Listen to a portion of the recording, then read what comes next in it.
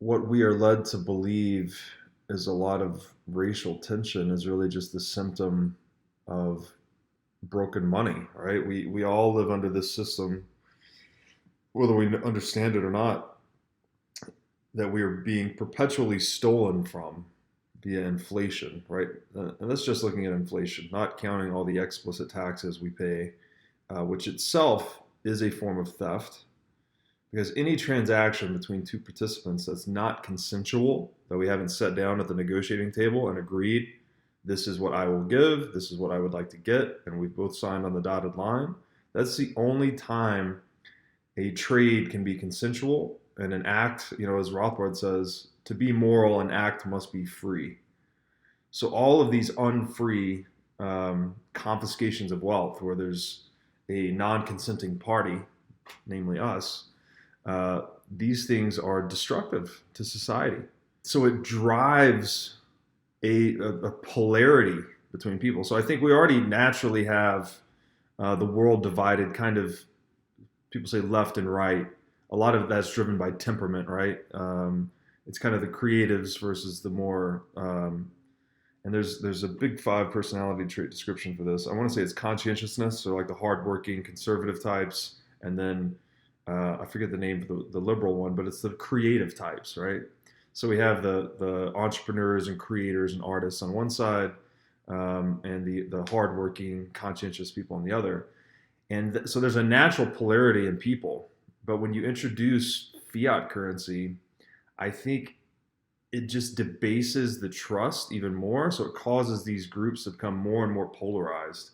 And there's a great chart on WTFhappened1971.com where it actually shows how politicians were voting here in the U.S. on the red versus blue side, and you see their votes just become increasingly polarized since 1971. So there's something very intimately connected to who we are, like the character of individuals, that's connected to the nature of the money that we use.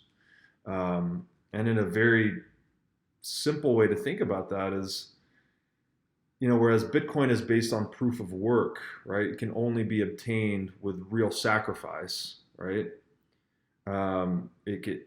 You must earn it through work, or you must acquire it through mining. There must be an expenditure of energy, or you can purchase it on the market with something you've earned.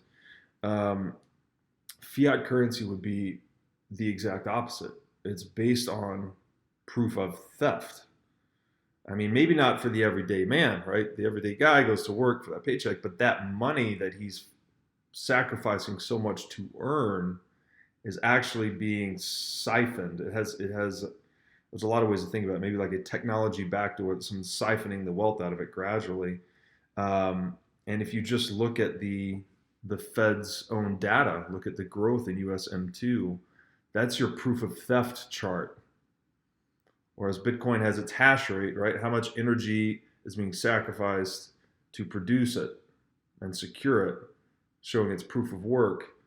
The USM2 curve shows how much money is being produced at an effortless keystroke by the Fed, which is, again, a private institution. It's drawing a 6% annual dividend for its undisclosed shareholders just for the right that it violently and deceptively preserves to monopolize money.